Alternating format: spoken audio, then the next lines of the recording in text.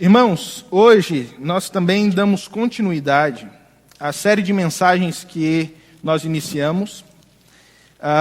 E hoje é a última mensagem dessa série de mensagens. Eu quero tentar acabar hoje, mas prometo aos irmãos que não vou correr também para tentar acabar todo o texto. Se for necessário, nós damos continuidade também semana que vem. Mas a série de mensagens que é Quem é você? A igreja sob a ótica de Cristo. A intenção é que nós possamos, como irmãos, como filhos de Deus, como igreja de Cristo, refletir sobre a nossa prática cristã, sobre os nossos testemunhos, sobre a nossa vida como comunidade e sobre o nosso cristianismo. E então vermos se nós estamos realmente alinhados com aquilo que a Bíblia diz, ou se nós estamos vivendo um cristianismo superficial, se nós estamos vivendo um cristianismo outro, um evangelho outro, que não o evangelho de Cristo, porque isso é possível. Então essa é a intenção, nos colocar de frente para as luzes da ribalta e então fazer com que nós possamos ser vistos diante de Cristo. E então podermos também refletir sobre as nossas atitudes e a nossa prática cristã do dia a dia. Eu convido você para ler comigo o texto de Apocalipse, o capítulo 3, o versículo a partir do número 14. Apocalipse 3, 14. Ao anjo da igreja em Laodiceia escreva: estas são as palavras do Amém, a testemunha fiel e verdadeira, o soberano da criação de Deus. Conheço as suas obras, sei que você não é frio nem quente. Melhor seria que você fosse frio ou quente. Assim, porque você é morno, não é frio nem quente, estou a ponto de vomitá-lo da minha boca. Você diz: estou rico, adquiri riquezas, e não preciso de nada. Não reconhece, porém, que é miserável, digno de compaixão, pobre, cego e está nu. Dou-lhe este conselho: compre de mim ouro refinado no fogo, e você se tornará rico. Compre roupas brancas e vista-se para cobrir a sua vergonhosa nudez, e compre colírio para ungir os seus olhos e poder enxergar. Repreendo e disciplino aqueles que eu amo, por isso, seja diligente e arrependa-se. Eis que estou à porta e bato. Se alguém ouvir a minha voz e abrir a porta, entrarei e cearei com ele, e ele comigo. Ao vencedor, darei o direito de sentar-se comigo no meu trono, assim como eu também venci e sentei-me com meu Pai em seu trono. Aquele que tem ouvidos, ouça o que o Espírito diz às igrejas. O escritor C.S. Lewis, ele tem uma frase muito interessante, onde ele diz: eu descobri em mim mesmo um mundo de desejos, os quais não podem ser satisfeitos por nada nesta terra. A única explicação lógica para isso é que eu fui criado para um outro mundo. Eu gostaria de contar para os irmãos um segredo. Um segredo que talvez você não tenha percebido ainda. Mas você diariamente transita entre dois mundos. Você diariamente transita entre duas dimensões. Duas dimensões em você mesmo, que talvez você ainda não tenha atinado para isso. E eu não estou falando a respeito do mundo espiritual. Eu estou falando de duas realidades, duas dimensões, dois mundos que acontecem em você mesmo e que você acaba não percebendo. Você tem um mundo que é a sua realidade imediata, que é essa realidade externa, a realidade sensível, aonde você tem as suas emoções afloradas, aonde você tem as suas percepções sensoriais, aonde você consegue interagir com outras pessoas e com a criação de Deus, mas ao mesmo tempo que você tem essa realidade exterior, você tem uma realidade interior. Você tem uma dimensão dentro de você mesmo, você tem um mundo dentro de você mesmo, mesmo, um mundo que só você sabe, um mundo que só você conhece, um mundo que talvez é mais real do que o mundo aqui fora, porque esse mundo ele é cheio de fantasias, ele é cheio de demônios, sabe, os demônios que estão dentro do nosso interior, eles são mais reais do que esses demônios exteriores, e eles são mais atuantes do que esses demônios exteriores do mundo espiritual. Você tem dentro de você também heróis, sabe? Você tem heróis que quando eles são acionados, quando eles são percebidos, eles têm atitudes de nobreza que são incríveis e levam você a manifestar essas atitudes de maneira exterior que outras pessoas às vezes ficam abismadas. Dentro de você existe um mundo de alegria, um mundo de expectativa, um mundo de sonhos, ao mesmo tempo que existe um mundo de medo, um mundo de terror, um mundo de vergonha, um mundo de culpa. Então dentro de nós temos um outro mundo que funciona ao mesmo tempo e na verdade o mundo exterior é determinado pelo mundo interior e não o mundo interior é determinado pelo mundo exterior. Essa é a grande verdade que está diante de todos nós. E esse mundo interior nos leva a ter atitudes de nobreza maravilhosas e ao mesmo tempo nos leva a ter atitudes perversas e malvadas que também envergonham a humanidade e levam a humanidade ao opróbrio. Tudo isso acontece porque dentro de nós existe um mundo. Dentro de nós existe uma outra realidade. E como nós lidamos com essa realidade, fazendo morrer em nós essa parte ruim, e então exaltando e potencializando as coisas boas, é que vai realmente determinar os nossos atos, a nossa vida, nesse ambiente externo. Nesse ambiente que nós transitamos no natural, no mundo sensorial. Tudo isso vai ser determinado por aquilo que está dentro de nós. Quando você vê uma pessoa que é extremamente agressiva com outras pessoas, no trato dela ela é extremamente agressiva, ela perde facilmente a paciência, ela perde facilmente as estribeiras, vamos dizer assim, e se for necessário ela parte para a agressão física. Existem pessoas assim são naturalmente indivíduos que têm uma séria deficiência interior e manifestam essa agressividade externa por causa de um medo interno que faz com que elas tenham essa atitude para autopreservação e não, na verdade, porque são genuinamente malignos. Por outro lado, existem pessoas que têm desejos ocultos, sombrios e muito malvados, e que manifestam esses desejos praticando a maldade. Agora, tem pessoas que têm uma estrutura interna de tamanha nobreza, de tamanha idoneidade, que elas têm práticas de vida que inspiram outras pessoas, que conseguem tirar o suspiro de outras pessoas, que conseguem inspirar a vida de outras pessoas. Tudo isso porque ela tem uma estrutura interna de nobreza, de santidade e muitas vezes uma estrutura ética e moral que a diferencia dos demais. Então o mundo interno pode influenciar muito, influencia e determina o nosso mundo externo. Então é a maneira como nós nos entendemos por dentro e nós nos vemos por dentro que vai realmente caracterizar o que fazemos do lado de fora. Não é as suas atitudes ou os seus atos que determinam quem você é. É quem você é que determina os seus atos e as suas atitudes. Essa é a grande realidade.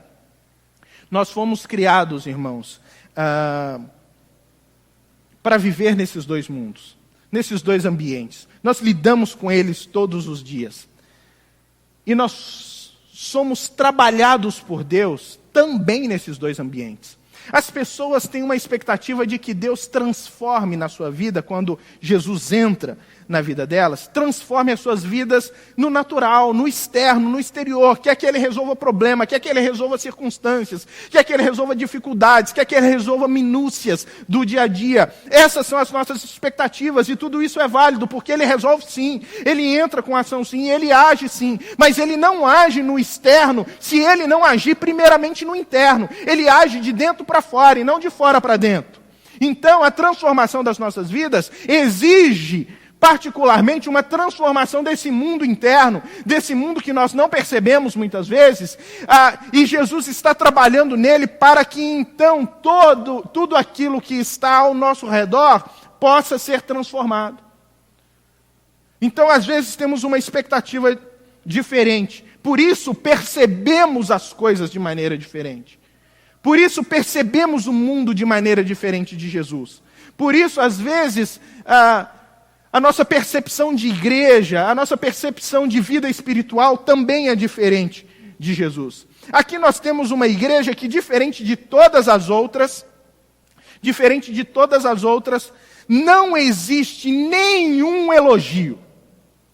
Não existe nenhum elogio. Até agora nós vimos 4 igrejas que têm elogios e também tem considerações para melhora.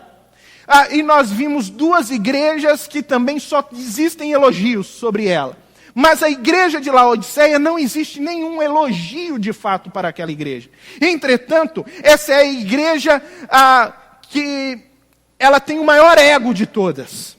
É a igreja que mais acha que está fazendo bem e que está bem. É a igreja que mais se considera igreja saudável. É a igreja que, quando as demais falavam assim, olha, nós precisamos aprender mais a respeito do ser igreja, ela fazia um congresso para todas e falava, vem aprender com a gente.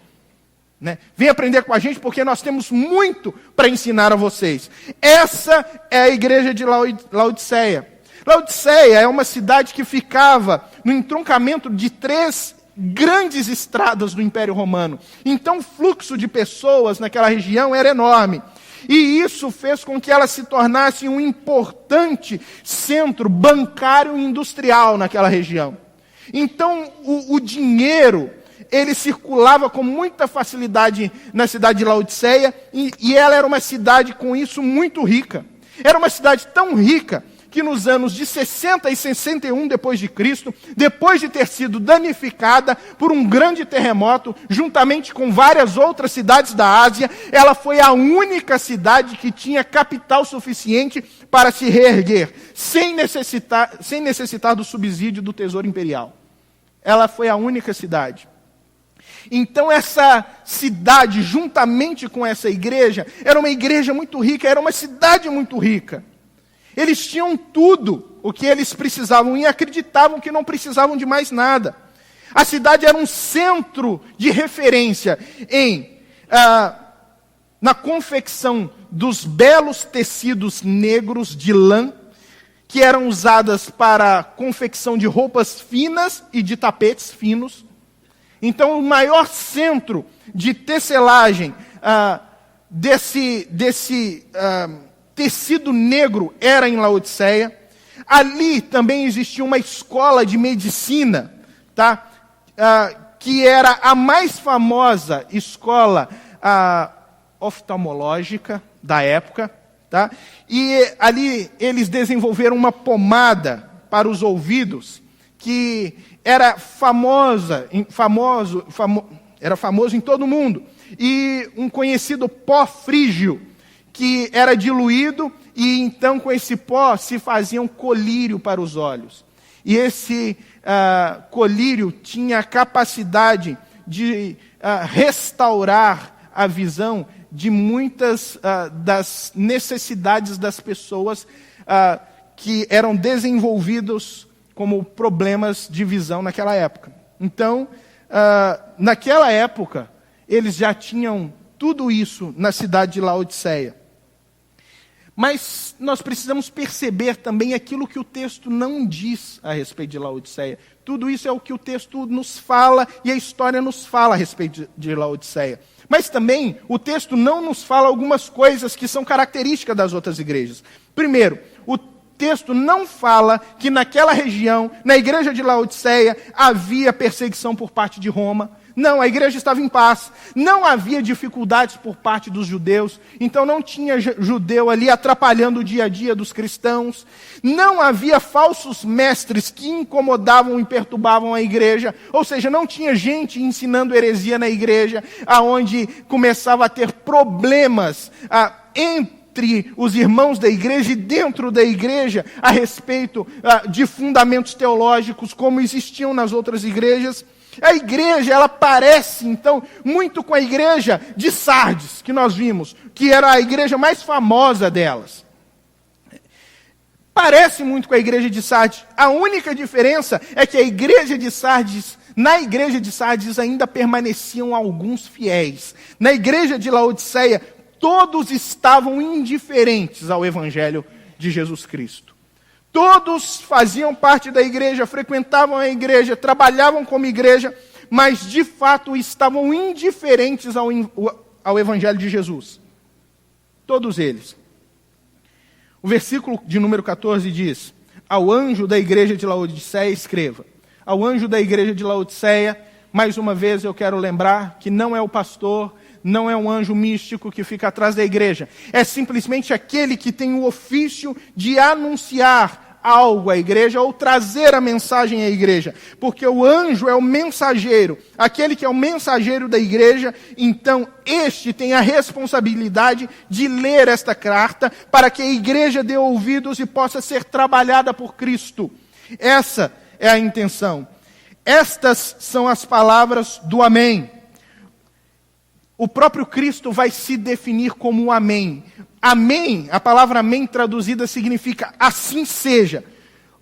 Isso quer dizer que quando ele se autodenomina Amém, ele é aquele que, ele se coloca no papel daquele que estabelece, aquele que diz e que aquilo que ele diz se cumpre. Ele é o verdadeiro, ele é o fiel. Toda a sua palavra, tudo aquilo que ele disse, tudo aquilo que ele estabeleceu, se cumprirá inevitavelmente. Porque foi ele realmente quem estabeleceu. Ele é o Senhor, ele é o governador, ele é o dono, ele é o rei de todas as coisas. E aquilo que ele estabelece, aquilo que ele diz, aquilo que ele decreta, vai acontecer inevitavelmente. A palavra vai continuar dizendo: ele é a testemunha fiel e verdadeira. Isso aqui não quer dizer que ele é o verdadeiro entre outros deuses. Não. Quer dizer que ele é o Deus que tudo o que diz é verdade e que tudo o que diz é fiel. Isso fala muito a respeito do caráter de Deus e do seu relacionamento conosco. Quer dizer que todo o seu relacionamento com os seus filhos é um relacionamento de fidelidade, é um relacionamento de cuidado, é um relacionamento onde ele se entrega em verdade por cada um de nós, fazendo com que cada um de nós receba o melhor todos os dias. Não é o melhor um dia sim, um dia não. É o melhor de Cristo todos os dias, porque ele cuida de nós. Ele diz: eis que estarei convosco todos os dias, até a consumação dos séculos. E se ele disse, então é verdade. Ele caminha conosco, ele anda conosco. A Bíblia diz que ele suprirá as nossas necessidades em Cristo Jesus. Então isso também é verdade. Deus supre as nossas necessidades em Cristo Jesus. O grande problema que nós encontramos na igreja é uma deturpação da palavra, onde nós vemos um Deus que se torna refém das pessoas, porque as pessoas entendem que as suas necessidades são iguais às suas vontades, e não é isso. A Bíblia diz que Deus vai suprir as nossas necessidades, nunca prometeu que Ele vai suprir as nossas vontades, os nossos desejos, as nossas expectativas. Ele é um Deus que cuida e nos dá aquilo que é o melhor para nós. E por que Ele é aquele que sempre vai dar o melhor para nós? Porque, como diz a continuação do texto, Ele é o soberano da criação de Deus. Ou seja, Ele é o primogênito. Não que Ele foi criado, mas que nele foram criadas todas as coisas. Por Ele foram criadas todas as coisas. Cristo criou todas as coisas. É interessante o diálogo entre Deus e Jó, quando Jó começa a reclamar das dificuldades que ele estava passando. Então, Jó começa a dizer, olha Deus, eu estou passando por isso, eu estou passando por aquilo. E ele começa a falar, ai do dia em que eu nasci, maldito é o homem que disse para minha mãe que era um menino, né? Maldito é o dia que eu nasci. E Jó começa com essas reclamações. Então Deus senta com Jó e vai falar assim, olha Jó, deixa eu perguntar uma coisa para você. Você lembra daquela vez quando eu fui construir todas as coisas, quando eu separei a terra dos mares e eu pedi o seu conselho? Não, Jó, você lembra quando eu estabeleci os ventos? Jó, você estava comigo quando eu criei as montanhas?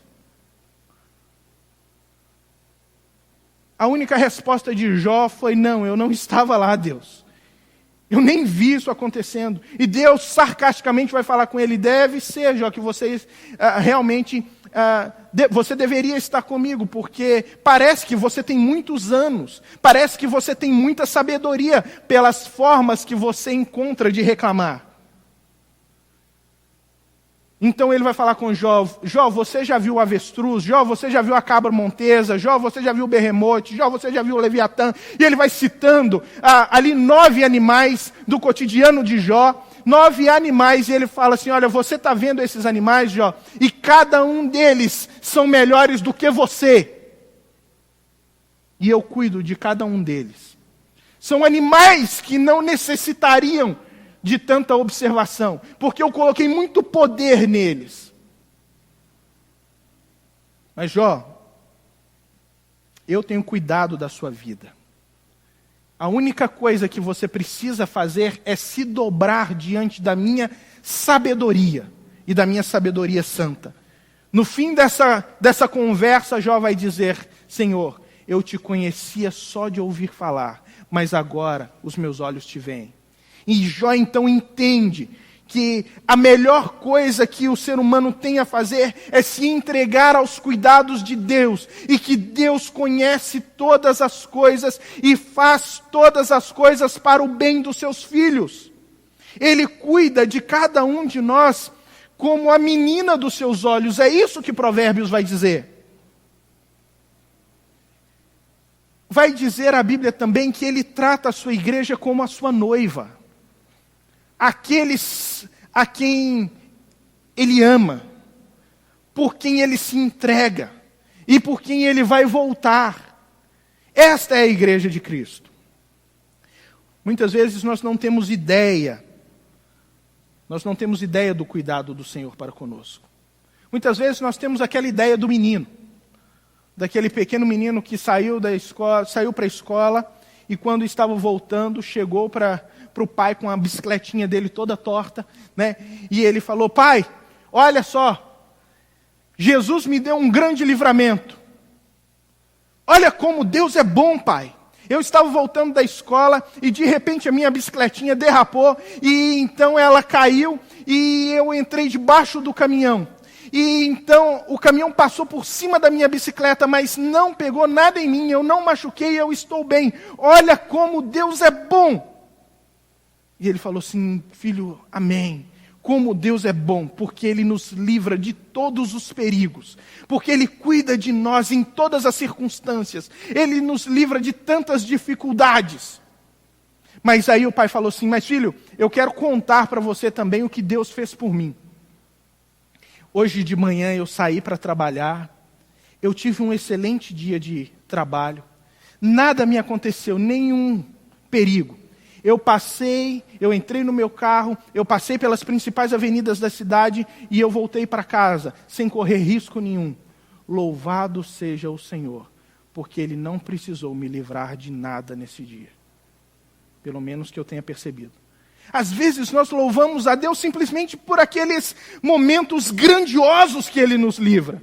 E não percebemos que nas mínimas coisas o Senhor está cuidando de nós. E o meu desejo, essa semana, foi refletir um pouco sobre como é que Deus cuida da gente. Eu gostaria que você pudesse entender a grandiosidade do seu Deus, esse Deus que é o Amém, esse Deus que é o soberano, o primogênito de toda a criação, esse Deus que é santo. Eu gostaria que você saísse daqui entendendo um pouco a respeito desse Deus e do que esse Deus faz por você todos os dias. E a melhor maneira de entendermos a Deus, uma vez que nós não podemos trazer Deus aqui e colocá-lo numa mesa e estudar Deus numa mesa, a melhor coisa para entendermos a Deus é entender a sua criação. É entender aquilo que Ele criou, para que então nós entendamos também como é que Ele se relaciona conosco com cuidado. Todos os dias. Nós precisamos contemplar a criação, para que tenhamos também a ideia da grandeza de Cristo e do seu poder. Em primeiro lugar, vamos olhar toda a criação. Olha o universo. Olha o universo aí fora. São bilhões e bilhões de estrelas, bilhões e bilhões de galáxias. Há estudiosos que dizem que existem mais estrelas no céu do que todos os grãos de areia dos desertos da terra e da praia do mar. Alguém deve ter contado, não sei, mas dizem que tem mais estrelas no céu.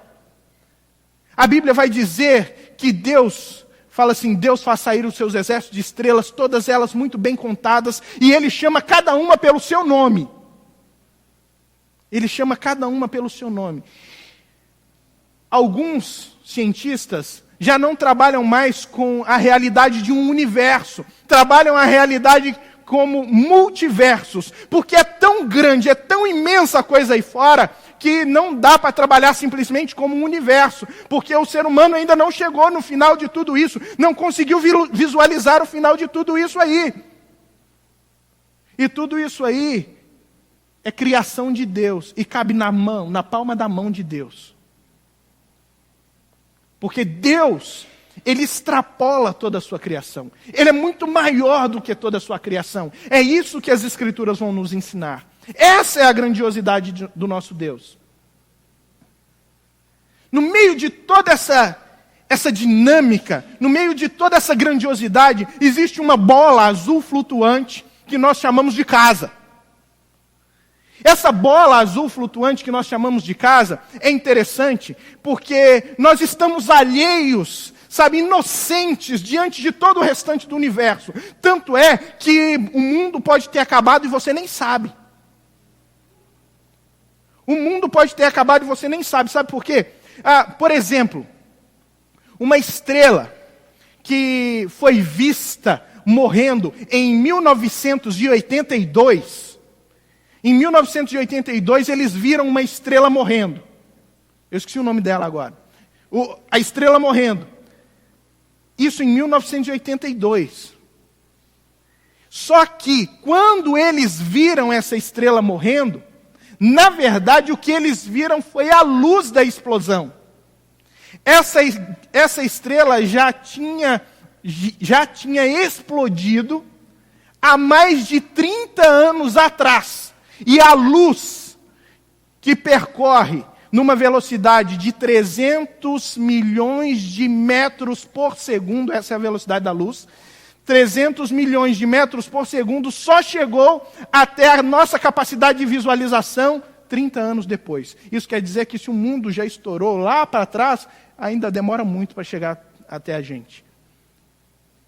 Isso para nós termos uma ideia da grandiosidade das coisas aí fora. Nós estamos alheios. E não percebemos que Deus está cuidando de tudo aí fora. De cada meteoro que passa próximo, de cada tudo que está aí fora. Inclusive, Ele cuida dessa bola azul. É interessante que nós não levamos em consideração a beleza da bola azul onde nós moramos. Você sabe que a bola azul onde você mora, ela não é realmente o seu eixo. Deixa eu melhorar isso aqui. O seu eixo não é 100% na vertical. Ela é inclinada. Melhor, ela é 23,5 graus inclinada no seu eixo. Você sabia disso? Que ela não é reta? Por que ela não pode ser reta como os demais planetas aí fora? Por causa de um fenômeno chamado preso por maré. Se ela não fosse inclinada em 23,5 graus, sabe o que aconteceria? O mar, as águas da terra, elas iriam se ajuntar todas em um único lugar. E isso pesaria o planeta para um só lado. Faria com que a Terra, o movimento de rotação parasse. E ela então ficaria virada eternamente um dos seus lados para o Sol, e o outro lado ficaria em total escuridão. Isso quer dizer que a curto prazo, o calor que o Sol, dos raios solares na Terra, fariam com que a vida se extinguisse. E o frio na parte escura também extinguisse a vida por causa das baixas temperaturas. Isso quer dizer que se não houvesse essa pequena inclinação no eixo da Terra, não existiria vida. E por que a Terra se inclina? 23,5%. 23,5 graus.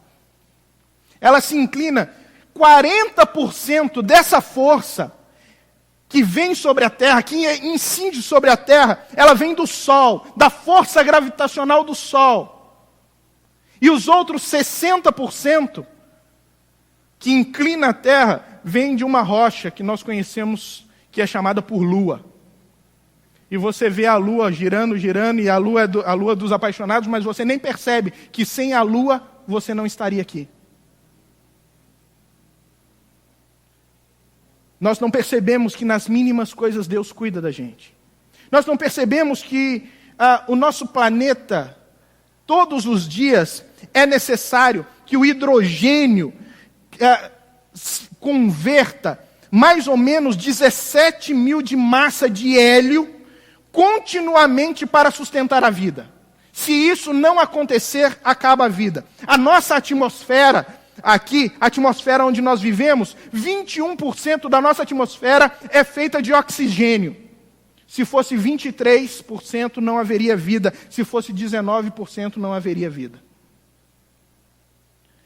O oceano, que todo mundo gosta de ir, todo mundo gosta de nadar, principalmente os mineiros vão, eles chegam lá, eles molham o dedo, eles colocam o dedo na boca para ver se a água realmente é salgada. A água é salgada, eles pegam, levam garrafa PET, enchem para levar para a família ver que a água é salgada. Mineiro faz essas coisas mesmo. Tem mineiro ali, minha tia fez isso, ela está ali, né, tia? Dá um tchau para todo mundo. Aí, isso, ela fez isso. Eu também. Irmãos, todo mundo gosta do oceano. O oceano, na verdade, ele é 3,4% de sal. 3,4% de sal. Exatamente a mesma quantidade, ou seja, a mesma porcentagem do corpo humano. A mesma porcentagem que existe no nosso corpo. Isso quer dizer o quê? 4% de sal no mar extingue a vida, nos oceanos e na terra. 4% de sal nas suas veias, acabou sua vida. 2% de sal no oceano, acabou a vida no oceano e na terra. 2% de sal nas suas veias, acabou a vida. Isso, irmãos, é chamado ciência de ajuste delicado. Ciência de ajuste delicado. E existem centenas e centenas e centenas de números precisos como esses que cooperam para haver a vida no planeta. Centenas e centenas. Níveis de carbono, níveis gravitacionais, densidade de alguns minerais em elementos primários, são todos regulados perfeitamente para que a vida aconteça. Tudo muito certinho. Você está me vendo aqui? Quem está me vendo, levanta a mão. Só uns, alguns não estão me vendo. Eu posso subir. Agora, quem está me vendo? Aí, melhorou. Agora tem mais gente me vendo. Isso é muito bom, você poder estar me vendo. Isso quer dizer que o seu córtex visual, ele está realmente, corretamente conectado, diretamente com a sua retina, provendo para você essa capacidade de visão. Isso quer dizer que quando isso acontece, existem 110 milhões de cores diferentes que o seu córtex visual pode, então, reconhecer nesse lugar. Significa que existem 7 milhões de bastidores, ou seja, células que conseguem funcionar com baixa luminosidade e que estão funcionando nesse exato momento, nesse pequeno globo ocular que você tem. Isso significa que mais de 1 milhão de fibras nervosas estão trabalhando em harmonia para que você possa me enxergar. Isso significa que você tem centenas de bilhões de células neurais, que você tem trilhões de conexões neurais, tudo isso fazendo, nesse exato momento, mais de 1 trilhão de cálculos por segundo, e nenhuma dessas células é igual à outra. Tudo isso acontecendo, todo esse mundo está acontecendo dentro de você, nesse exato momento, e você nem percebe isso. E você poderia me perguntar, o que Deus está fazendo por mim hoje? Nada, só mantendo uma dessas células ativas. Qual que é o problema disso? O problema é que não precisa haver um colapso geral para que a vida deixe de existir. Basta que uma desses cálculos que nós vimos aqui, uma só dessas considerações que nós vimos aqui, seja mudada. Só um. Isso vai desencadear fatores que vão levar à extinção da vida no planeta. É só um para que todo o resto entre em colapso. Todo o resto.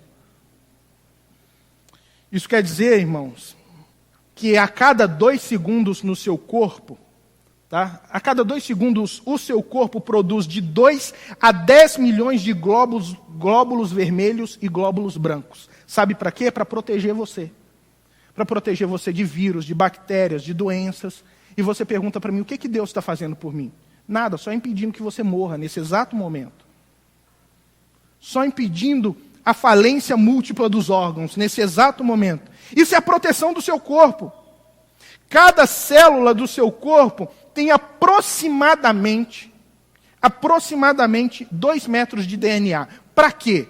Porque quando eles produzem, quando o seu corpo está produzindo glóbulos vermelhos e glóbulos brancos, o que ele está fazendo? Nada mais do que produzindo você mesmo, ele está te replicando. Ele está produzindo mais de você, mais de você. E como é que cada uma dessas células que estão produzindo mais de você, sabem que você é você, e que você não é outra pessoa, e não começam a produzir mais de outra pessoa dentro de você? Como que isso acontece? Simples, por causa desses 2 metros de DNA. São, na verdade, informações precisas a respeito de você. É o seu manual de instruções que estão dentro de cada uma dessas células. E que mostram para elas que você é você, e que quando elas precisam reconfigurar alguma parte do seu corpo, quando elas precisam combater algo estranho ao seu corpo, elas reconheçam aquilo que é bom para você, que faz parte de você, e combatam tudo aquilo que é externo, e aquilo que é prejudicial. Se existem 2 metros em cada célula do seu corpo, isso quer dizer que existem mais ou menos 12 trilhões de informações dentro de você nesse exato momento. 12 trilhões de informações dentro de você nesse exato momento. E aí você pergunta para sua esposa, quando a sua esposa perguntar para você, fala assim, você não me conhece, não? Aí você fala assim, é complicado, né? É complicado, porque são 12 trilhões de informações, né? E Deus conhece cada uma dessas informações. E se você esticar essa fita de DNA em cada célula do seu corpo, dessas 12 trilhões de informações, isso esticado pode ir até o Sol 400 vezes e voltar. 400 vezes daqui ao Sol e voltar. Para você ver o quanto existe dentro de você. O quanto de informação existe dentro de você. E Deus conhece tudo isso. E Deus conhece você por inteiro. Então, quando fala que Ele é o soberano de toda a criação, quando fala que Ele é o primogênito de toda a criação, quer dizer que cada uma dessas informações, cada uma dessas células, cada córtex aqui, sabe, cada um dos gases que existem nesse mundo, tudo isso foi estabelecido para a promoção da vida, para que você possa estar aqui hoje, para a glória do nome dEle e porque Ele ama você. Então, todas as vezes que você sair aí fora a partir de hoje, e que você perguntar o que é que Deus fez por mim hoje, você sabe, Deus fez muita coisa. Muita coisa por mim hoje. Ele não precisa ter livrado você de uma carreta, Ele não precisa ter livrado você de um acidente, Ele simplesmente está mantendo a sua vida nesses níveis. Isso é fantástico. Isso é fantástico. Porque quando a Bíblia, então, nos fala a respeito desse Deus, nos traduz esse Deus, ela vai dizer que esse Deus nos ama, que esse Deus nos chamou para a sua família, e ao mesmo tempo esse Deus tem expectativas a nosso respeito. Tudo isso porque Ele é um Deus generoso e gracioso. O versículo de número 15 diz que esse Deus que conhece as coisas dessa maneira, e o nosso interior dessa maneira, diz assim: eu conheço as suas obras. Isso quer dizer que Ele nos conhece. Ele conhece quem nós somos, Ele conhece o que fazemos, Ele conhece o nosso coração, Ele conhece as nossas motivações, Ele conhece profundamente tudo o que nós fazemos, o porquê nós fazemos, e quais são as nossas expectativas em fazer aquilo que estamos fazendo. Ele conhece tudo isso, irmãos. E Ele diz: eu conheço as suas obras, e para aquela igreja, Ele vai ser específico. Sei que você não é frio nem quente. Melhor seria que você fosse frio ou quente. Assim, porque você é morno, não é frio nem quente, estou a ponto de vomitá-lo. Ele conhecia aquela igreja como ninguém mais pode conhecer.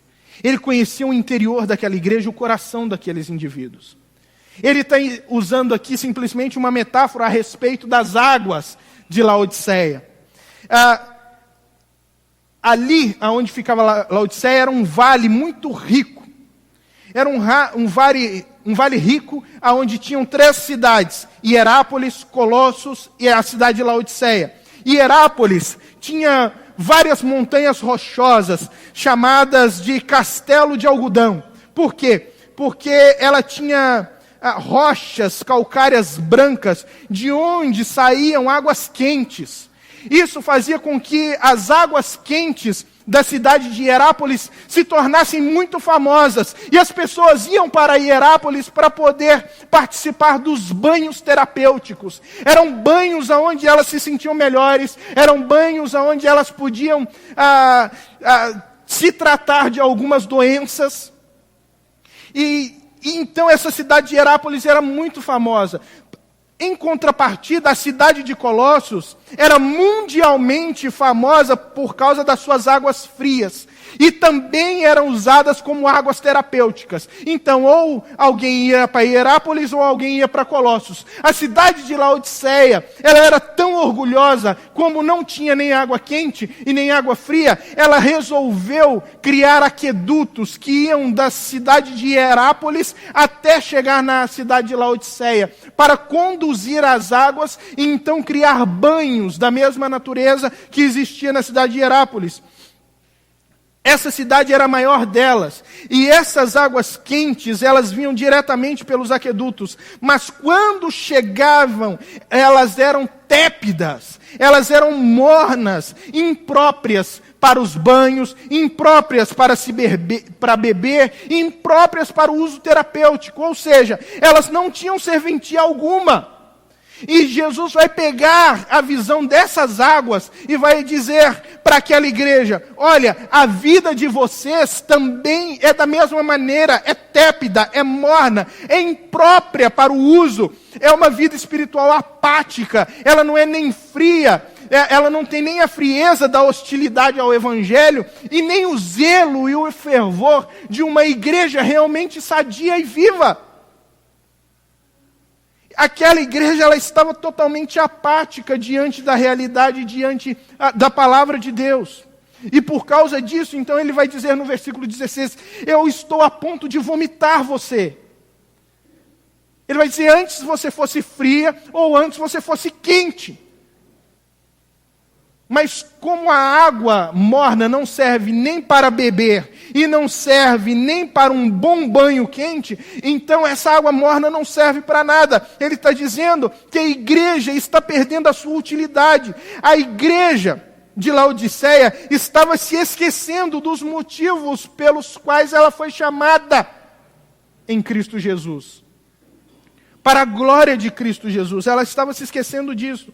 Ela estava se envolvendo demais com seus próprios desejos e se esquecendo do verdadeiro motivo da sua existência. Ela dizia no versículo de número 17, você diz, estou rico, adquiri riqueza e não preciso de nada.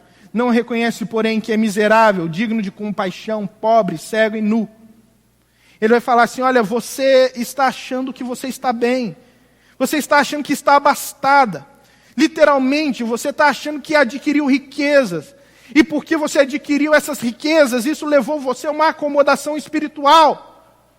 E mais do que isso, levou você a um orgulho espiritual. Porque existia uma confusão.